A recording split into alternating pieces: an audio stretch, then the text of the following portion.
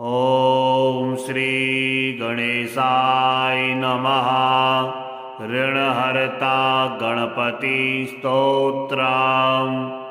ध्यानं सिन्दूरवर्णं द्विभुजं गणेशं लम्बोदरं पद्मदले निविष्टं ब्रह्मादिदेवैः परिसेव्यमानं सिद्धैर्युतं तं प्रणमामि देवं। सृष्ट्यादौ ब्रह्मणा सम्यक् पूजितः फलसिद्धये सदैव पार्वतीपुत्रः ऋणनाशं करोतु मे। त्रिपुरस्य वधात् पूर्वं शम्भुना सम्यगर्चितः सदैव पार्वतीपुत्रः ऋणनाशं करोतु मे। हिरण्यकश्यपादीनां वधार्थे विष्णुनार्चितः सदैव पार्वतीपुत्रः ऋणनाशं करोतु मे। महिषस्य वधे देव्या गणनाथः परपूजितः सदैव पार्वतीपुत्रः ऋणनाशं करोतु मे। तारकस्य वधात् पूर्वं कुमारेण प्रपूजितः सदैव पार्वतीपुत्रः ऋणनाशं करोतु मे। भास्करेण गणेशो हि पूजितस्य स्वसिद्धये सदैव पार्वतीपुत्रः ऋणनाशं करोतु मे। शशिनां कान्तिवृद्ध्यर्थं पूजितो गणनायकः सदैव पार्वतीपुत्रः ऋणनाशं करोतु मे। पालनाय च तपसां विश्वामित्रेण पूजितः सदैव पार्वतीपुत्रः ऋणनाशं करोतु मे। इदं ऋणहरं स्तोत्रं तीव्रदारिद्र्यनाशनम् एकवारं पठे नित्यं वर्षमेकं समाहितः। दारिद्र्यं दारुणं तत्ता कुबेरसमतां व्रजेत्। फणन्तोऽयं महामन्त्रः सार्धपञ्चदशाक्षरः।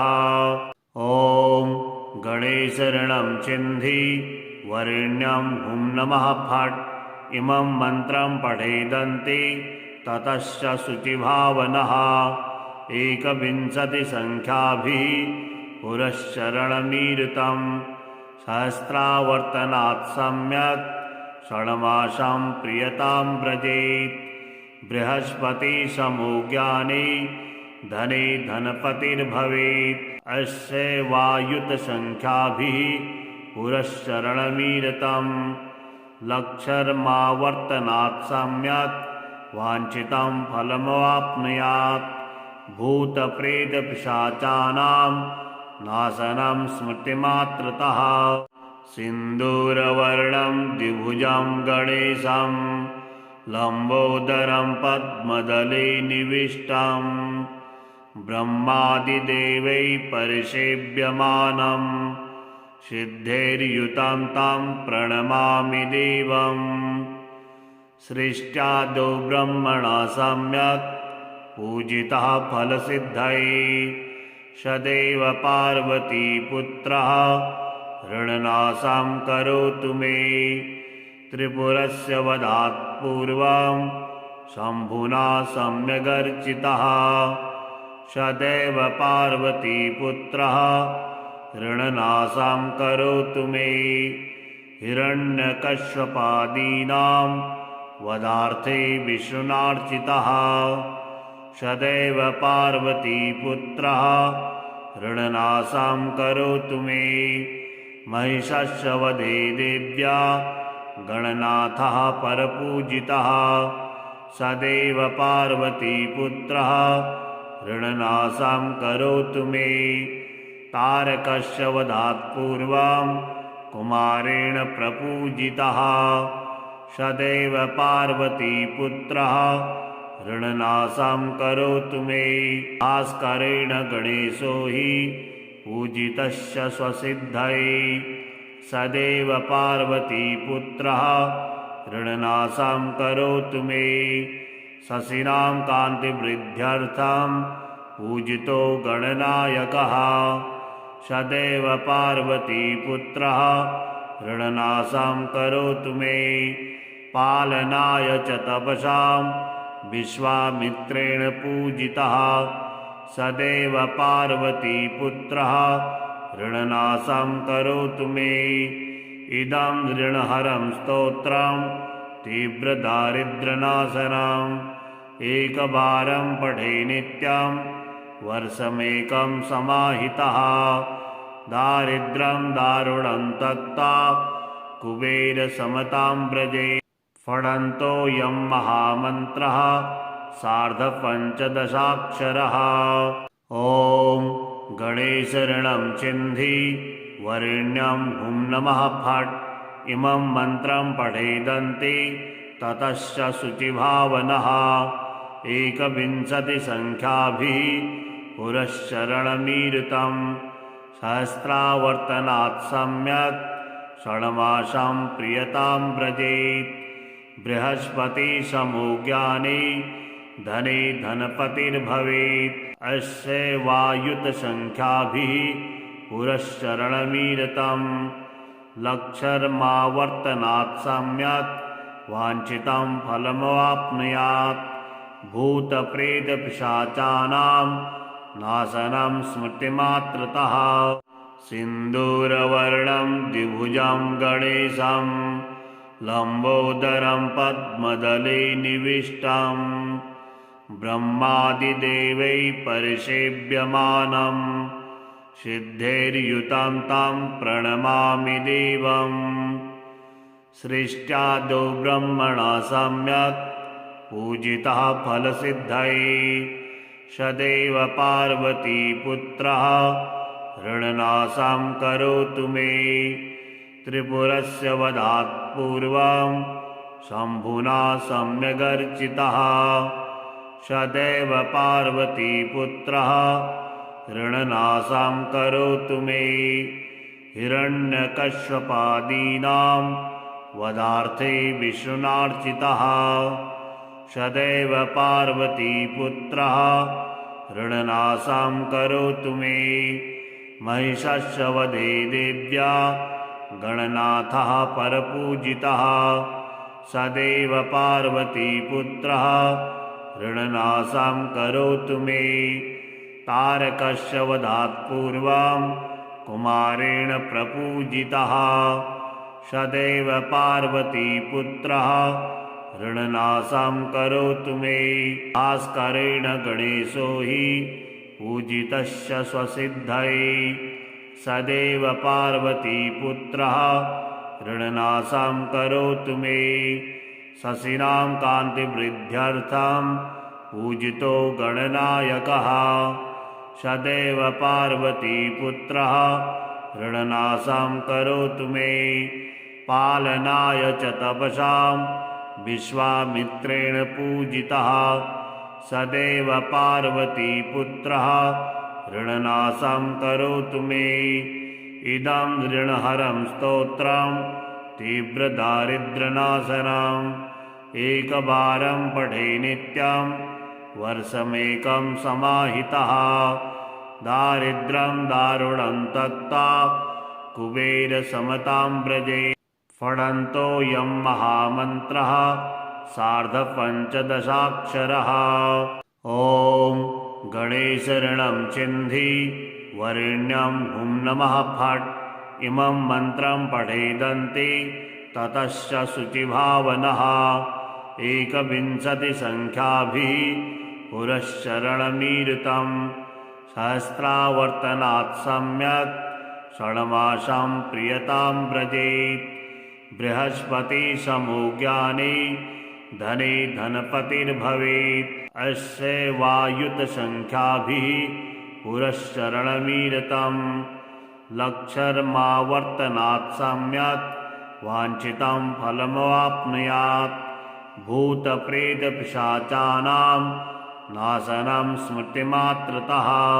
सिन्दूरवर्णं द्विभुजं गणेशं लम्बोदरं पद्मदले निविष्टं ब्रह्मादिदेवैः परिसेव्यमानं सिद्धैर्युतं तं प्रणमामि देवम् सृष्ट्यादौ ब्रह्मणा सम्यक् पूजितः फलसिद्धये सदैव पार्वतीपुत्रः ऋणनाशं करोतु मे त्रिपुरस्य वधात् पूर्वं शम्भुना सम्यगर्चितः सदैव पार्वतीपुत्रः ऋणनाशं करोतु मे हिरण्यकश्यपादीनां वधार्थे विष्णुनार्चितः सदैव पार्वतीपुत्रः ऋणनाशं करोतु मे महिषस्य वधे देव्या गणनाथः परपूजितः सदैव पार्वतीपुत्रः ऋणनाशं करोतु मे तारकस्य वधात् पूर्वं कुमारेण प्रपूजितः सदैव पार्वतीपुत्रः ऋणनाशं करोतु मे भास्करेण गणेशो हि पूजितस्य स्वसिद्धये सदैव पार्वतीपुत्रः ऋणनाशं करोतु मे शशिनां कान्तिवृद्ध्यर्थं पूजितो गणनायकः सदैव पार्वतीपुत्रः ऋणनाशं करोतु मे पालनाय च तपसां विश्वामित्रेण पूजितः सदैव पार्वतीपुत्रः ऋणनाशं करोतु मे इदं ऋणहरं स्तोत्रं तीव्रदारिद्र्यनाशनम् एकवारं पठे नित्यं वर्षमेकं समाहितः दारिद्र्यं दारुणं तत्ता कुबेरसमतां व्रजे फणन्तोऽयं महामन्त्रः सार्धपञ्चदशाक्षरः ॐ गणेशऋणं चिन्धि वरेण्यं हुं नमः फट् इमं मन्त्रं पठेदन्ति ततश्च शुचिभावनः एकविंशतिसङ्ख्याभिः पुरश्चरणमीरितं सहस्रावर्तनात् सम्यक् षण्मासं प्रियतां व्रजेत् बृहस्पतिसमो ज्ञानी धने धनपतिर्भवेत् अस्य वायुतसङ्ख्याभिः पुरश्चरणमीरितं लक्षर्मावर्तनात् सम्यक् वाञ्छितं फलमवाप्नुयात् भूतप्रेतपिशाचानां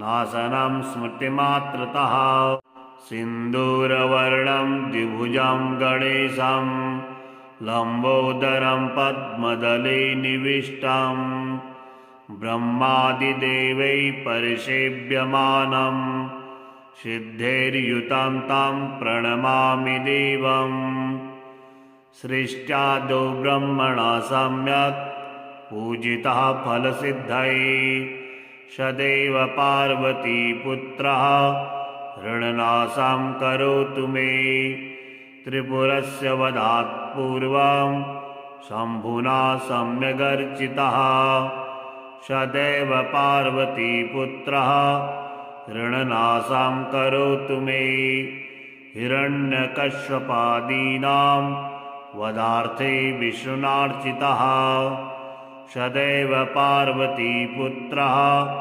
ऋणनाशं करोतु मे महिषस्य वधे देव्या गणनाथः परपूजितः सदैव पार्वतीपुत्रः ऋणनाशं करोतु मे तारकस्य वधात् पूर्वं कुमारेण प्रपूजितः सदैव पार्वतीपुत्रः ऋणनाशं करोतु मे भास्करेण गणेशो हि पूजितस्य स्वसिद्धये सदैव पार्वतीपुत्रः ऋणनाशं करोतु मे शशिनां कान्तिवृद्ध्यर्थं पूजितो गणनायकः सदैव पार्वतीपुत्रः ऋणनाशं करोतु मे पालनाय च तपसां विश्वामित्रेण पूजितः सदैव पार्वतीपुत्रः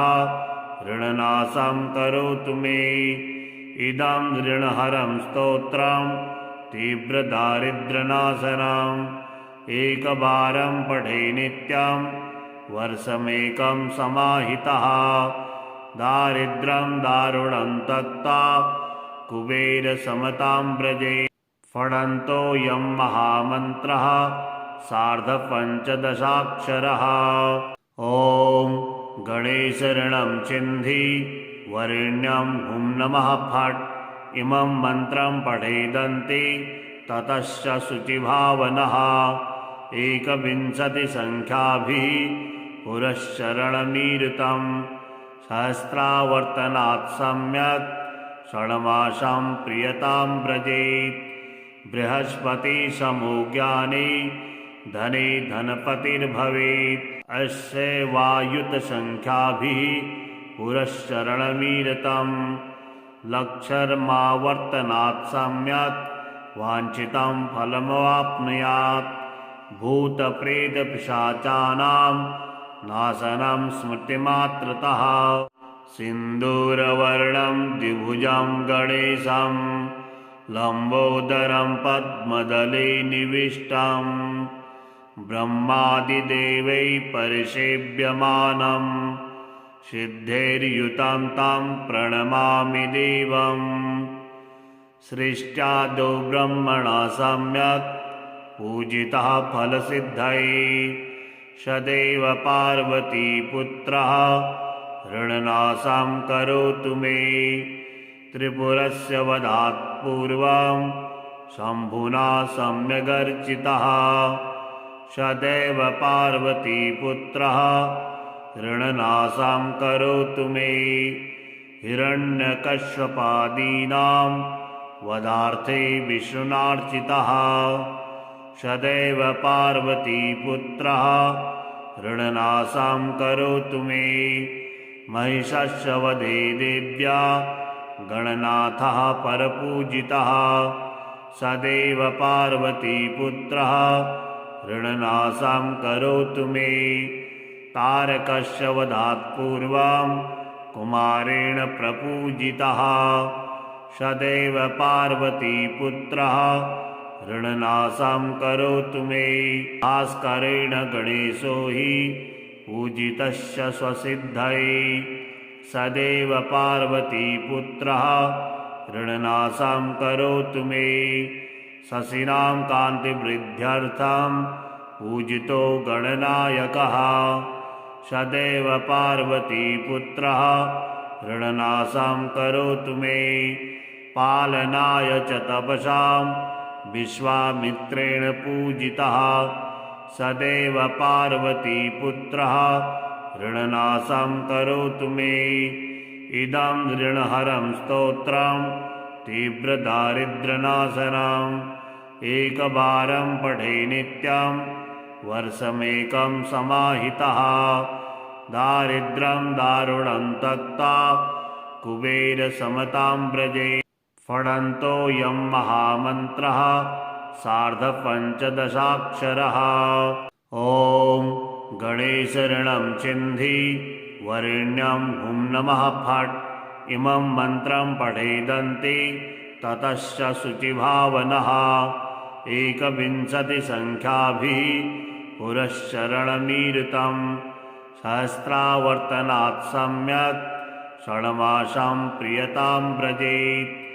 बृहस्पतिसमो ज्ञानी धने धनपतिर्भवेत्। अस्य वायुतसंख्याभिः पुरश्चरणमीरितं लक्षर्मावर्तनात् सम्यक् वाञ्छितं फलमवाप्नुयात्।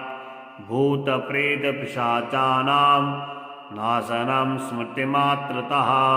सिन्दूरवर्णं द्विभुजं गणेशं लम्बोदरं पद्मदले निविष्टं ब्रह्मादिदेवैः परिसेव्यमानं सिद्धैर्युतं तं प्रणमामि देवम्। सृष्ट्यादौ ब्रह्मणा सम्यक् पूजितः फलसिद्धये सदैव पार्वतीपुत्रः ऋणनाशं करोतु मे। त्रिपुरस्य वधात् पूर्वं शम्भुना सम्यगर्चितः सदैव पार्वतीपुत्रः ऋणनाशं करोतु मे। हिरण्यकश्यपादीनां वधार्थे विष्णुनार्चितः सदैव पार्वतीपुत्रः ऋणनाशं करोतु मे। महिषस्य वधे देव्या गणनाथः परपूजितः सदैव पार्वतीपुत्रः ऋणनाशं करोतु मे। तारकस्य वधात् पूर्वं कुमारेण प्रपूजितः सदैव पार्वतीपुत्रः ऋणनाशं करोतु मे। भास्करेण गणेशो हि पूजितस्य स्वसिद्धये सदैव पार्वतीपुत्रः ऋणनाशं करोतु मे। शशिनां कान्तिवृद्ध्यर्थं पूजितो गणनायकः सदैव पार्वतीपुत्रः ऋणनाशं करोतु मे। पालनाय च तपसां विश्वामित्रेण पूजितः सदैव पार्वतीपुत्रः ऋणनाशं करोतु मे। इदं ऋणहरं स्तोत्रं तीव्रदारिद्र्यनाशनम् एकवारं पठे नित्यं वर्षमेकं समाहितः। दारिद्र्यं दारुणं तत्ता कुबेरसमतां व्रजे। फणन्तोऽयं महामन्त्रः सार्धपञ्चदशाक्षरः। ॐ गणेशऋणं चिन्धि वरेण्यं हुं नमः फट्। इमं मन्त्रं पठेदन्ति ततश्च शुचिभावनः। 21 संख्याभिः पुरश्चरणमीरितं सहस्रावर्तनात् सम्यक् षण्मासं प्रियतां व्रजेत्। बृहस्पतिसमो ज्ञानी धने धनपतिर्भवेत्। अस्य वायुतसंख्याभिः पुरश्चरणमीरितं लक्षर्मावर्तनात् सम्यक् वाञ्छितं फलमवाप्नुयात्। भूतप्रेतपिशाचानां नाशनं स्मृतिमात्रतः। सिन्दूरवर्णं द्विभुजं गणेशं लम्बोदरं पद्मदले निविष्टं ब्रह्मादिदेवैः परिसेव्यमानं सिद्धैर्युतं तं प्रणमामि देवम्। सृष्ट्यादौ ब्रह्मणा सम्यक् पूजितः फलसिद्धये सदैव पार्वतीपुत्रः ऋणनाशं करोतु मे। त्रिपुरस्य वधात् पूर्वं शम्भुना सम्यगर्चितः सदैव पार्वतीपुत्रः ऋणनाशं करोतु मे। हिरण्यकश्यपादीनां वधार्थे विष्णुनार्चितः सदैव पार्वतीपुत्रः ऋणनाशं करोतु मे। महिषस्य वधे देव्या गणनाथः परपूजितः सदैव पार्वतीपुत्रः ऋणनाशं करोतु मे। तारकस्य वधात् पूर्वं कुमारेण प्रपूजितः सदैव पार्वतीपुत्रः ऋणनाशं करोतु मे। भास्करेण गणेशो हि पूजितस्य स्वसिद्धये सदैव पार्वतीपुत्रः ऋणनाशं करोतु मे। शशिनां कान्तिवृद्ध्यर्थं पूजितो गणनायकः सदैव पार्वतीपुत्रः ऋणनाशं करोतु मे। पालनाय च तपसां विश्वामित्रेण पूजितः सदैव पार्वतीपुत्रः ऋणनाशं करोतु मे। इदं ऋणहरं स्तोत्रं तीव्रदारिद्र्यनाशनम् एकवारं पठे नित्यं वर्षमेकं समाहितः। दारिद्र्यं दारुणं तत्ता कुबेरसमतां व्रजे फणन्तोऽयं महामन्त्रः सार्धपञ्चदशाक्षरः। ॐ गणेशऋणं चिन्धि वरेण्यं हुं नमः फट् इमं मन्त्रं पठेदन्ति ततश्च शुचिभावनः 21 संख्याभिः पुरश्चरणमीरितं सहस्रावर्तनात् सम्यक् षण्मासं प्रियतां व्रजेत् बृहस्पतिसमो ज्ञानी धने धनपतिर्भवेत् अस्य वायुतसंख्याभिः पुरश्चरणमीरितं लक्षर्मावर्तनात् सम्यक् वाञ्छितं फलमवाप्नुयात् भूतप्रेतपिशाचानां नाशनं स्मृतिमात्रतः सिन्दूरवर्णं द्विभुजं गणेशं लम्बोदरं पद्मदले निविष्टं ब्रह्मादिदेवैः परिसेव्यमानं सिद्धैर्युतं तं प्रणमामि देवम् सृष्ट्यादौ ब्रह्मणा सम्यक् पूजितः फलसिद्धये सदैव पार्वतीपुत्रः ऋणनाशं करोतु मे त्रिपुरस्य वधात् पूर्वं शम्भुना सम्यगर्चितः सदैव पार्वतीपुत्रः ऋणनाशं करोतु मे हिरण्यकश्यपादीनां वधार्थे विष्णुनार्चितः सदैव पार्वतीपुत्रः ऋणनाशं करोतु मे महिषस्य वधे देव्या गणनाथः परपूजितः सदैव पार्वतीपुत्रः ऋणनाशं करोतु मे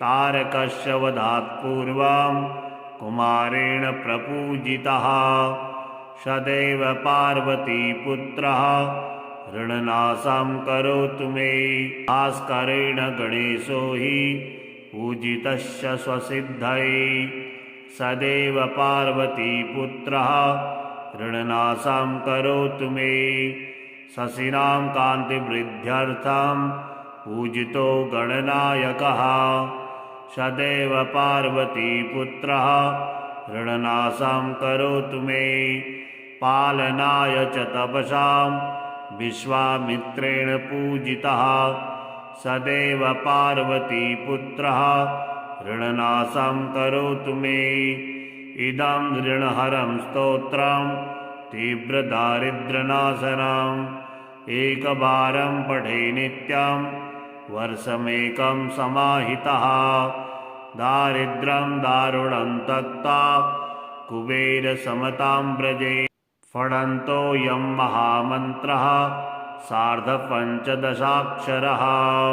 ॐ गणेशऋणं चिन्धि वरेण्यं हुं नमः फट् इमं मन्त्रं पठेदन्ति ततश्च शुचिभावनः 21 संख्याभिः पुरश्चरणमीरितं सहस्रावर्तनात् सम्यक् षण्मासं प्रियतां व्रजेत् बृहस्पतिसमो ज्ञानी धने धनपतिर्भवेत् अस्य वायुतसंख्याभिः पुरश्चरणमीरितं लक्षर्मावर्तनात् सम्यक् वाञ्छितं फलमवाप्नुयात् भूतप्रेतपिशाचानां नाशनं स्मृतिमात्रतः सिन्दूरवर्णं द्विभुजं गणेशं लम्बोदरं पद्मदले निविष्टं ब्रह्मादिदेवैः परिसेव्यमानं सिद्धैर्युतं तं प्रणमामि देवम् सृष्ट्यादौ ब्रह्मणा सम्यक् पूजितः फलसिद्धये सदैव पार्वतीपुत्रः ऋणनाशं करोतु मे त्रिपुरस्य वधात् पूर्वं शम्भुना सम्यगर्चितः सदैव पार्वतीपुत्रः ऋणनाशं करोतु मे हिरण्यकश्यपादीनां वधार्थे विष्णुनार्चितः सदैव पार्वतीपुत्रः ऋणनाशां करोतु मे महिषस्य वधे देव्या गणनाथः परपूजितः सदैव पार्वतीपुत्रः ऋणनाशां करोतु मे तारकस्य वधात् पूर्वं कुमारेण प्रपूजितः सदैव पार्वतीपुत्रः ऋणनाशां करोतु मे भास्करेण गणेशो हि पूजितस्य स्वसिद्धये सदैव पार्वतीपुत्रः ऋणनाशां करोतु मे शशिनां कान्तिवृद्ध्यर्थं पूजितो गणनायकः सदैव पार्वतीपुत्रः ऋणनाशां करोतु मे पालनाय च तपसां विश्वामित्रेण पूजितः सदैव पार्वतीपुत्रः ऋणनाशां करोतु मे इदं ऋणहरं स्तोत्रं तीव्रदारिद्र्यनाशनम् एकवारं पठे नित्यं वर्षमेकं समाहितः दारिद्र्यं दारुणं तत्ता कुबेरसमतां व्रजे फणन्तोऽयं महामन्त्रः सार्धपञ्चदशाक्षरः ॐ गणेशऋणं चिन्धि वरेण्यं हुं नमः फट् इमं मन्त्रं पठेदन्ति ततश्च शुचिभावनः 21 संख्याभिः पुरश्चरणमीरितं सहस्रावर्तनात् सम्यक् षण्मासां प्रियतां व्रजेत् बृहस्पति समो ज्ञानी धने धनपतिर्भवेत् अस्य वायुतसंख्याभिः पुरश्चरणमीरितं लक्षर्मावर्तनात् सम्यक् वाञ्छितं फलमवाप्नुयात् भूतप्रेतपिशाचानां नाशनं स्मृतिमात्रतः